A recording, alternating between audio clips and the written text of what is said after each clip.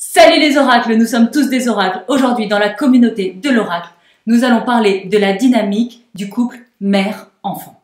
Je suis Caroline. Et je suis Éloi. Nous sommes ensemble depuis plus de 8 ans et nous avons dépassé le plus gros challenge de toute relation, passer du couple blessé au couple sacré.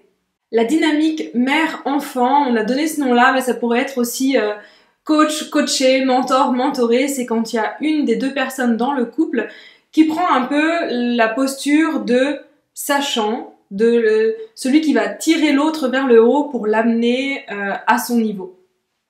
Donc dans le cas de mère-enfant, c'est pour ça qu'on a pris ce nom-là, c'est comme s'il y avait la maman qui prenait les décisions, qui savait ce qui était mieux et qui disait à son enfant quoi faire pour avancer.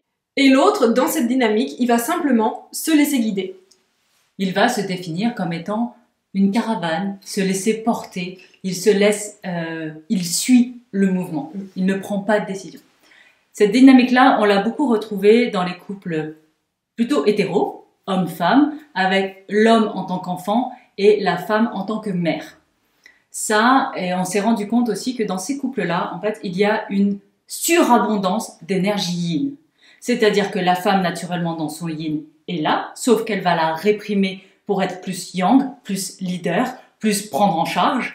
Et l'homme, qui normalement devrait être dans son yang, va aller chercher plus son yin et va être très yin. C'est-à-dire qu'il va être complètement passif.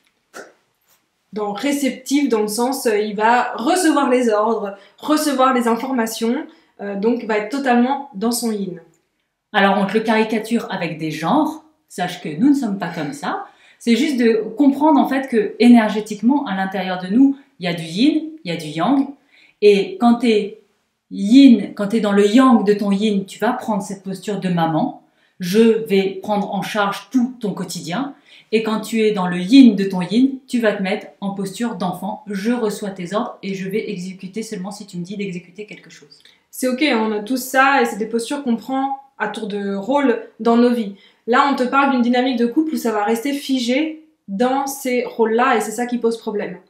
En général, on se rend compte que ces couples-là, ils se sont bâtis parce que l'un des deux, donc celui qui est dans le yin vraiment, ça a été un enfant pour qui déjà dans sa vie, dans son enfance, sa maman a tout fait en fait. Donc en général, c'est une personne qui n'a pas appris à être totalement autonome et à prendre en charge.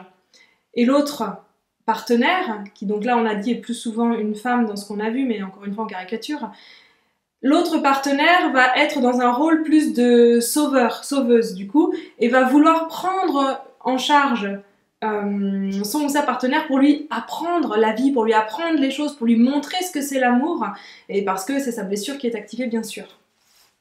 Alors on arrive avec un peu des settings de base, des stéréotypes. Faut pas le prendre mal. Moi par exemple, j'étais plutôt dans la posture yin-yin à attendre. Parce que moi j'ai eu une mère très hélicoptère, donc qui faisait tout pour moi, donc pourquoi m'occuper hein. Et Caroline, à la différence, avait cette dynamique-là plus tout sachant. Et qui va prendre en charge, expliquer la vie, dire c'est par là qu'on va, et suis, et je décide, et j'organise, etc., etc. Ce qui m'arrangeait bien, hein, vu que moi je voulais pas prendre de décision, mais ce qui au fond me nourrissait pas. Parce que de laisser ça, en vrai, j'ai une vraie posture où moi aussi j'ai des idées, moi aussi j'ai envie qu'on exécute. Ce qui faisait que ce qu'elle organisait, ça me suffisait pas. Ou elle faisait, je disais oui, on va faire comme tu veux. Ah, mais en fait, c'était nul hein, de ce qu'on a fait comme tu veux. Il fallait dire ce que tu voulais. Voilà. Pense à t'abonner à la chaîne et à mettre un pouce si tu as très envie. Tu as très envie de mettre un pouce. Comment est-ce qu'on sort de cette dynamique-là? Si tu t'es reconnu dedans, tu vas te demander, ah oui, mais en fait... Qu'est-ce que je fais maintenant?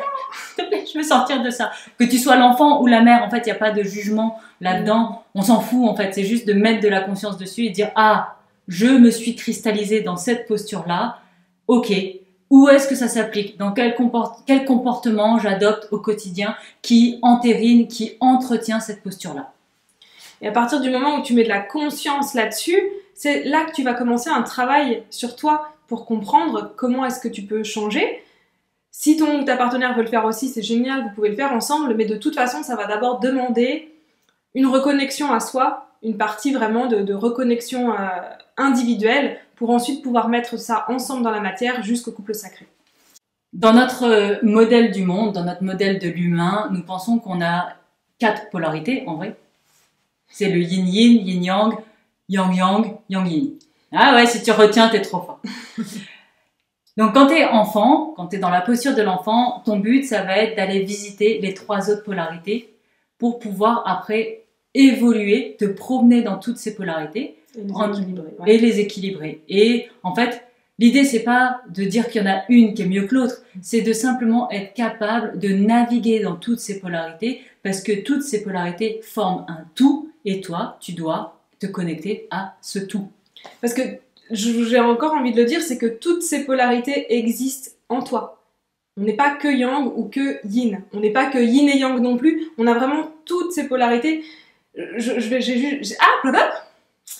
juste envie de parler, par exemple, des personnes qui se reconnaissent dans le parcours flamme jumelle et qui vont se dire yin ou yang. Mais non, tu n'es pas qu'une moitié de quelqu'un. Tu es une personne entière, donc tu ne peux pas être que yin ou que yang. Donc c'est important de reconnaître que même si tu ne les as pas encore visitées ou activées, tu as toutes ces polarités en toi. Si tu veux savoir si ta relation a le potentiel de devenir un couple sacré, je te propose de faire le quiz, le lien est dans la description. Et on se dit à très vite dans la communauté de l'Oracle.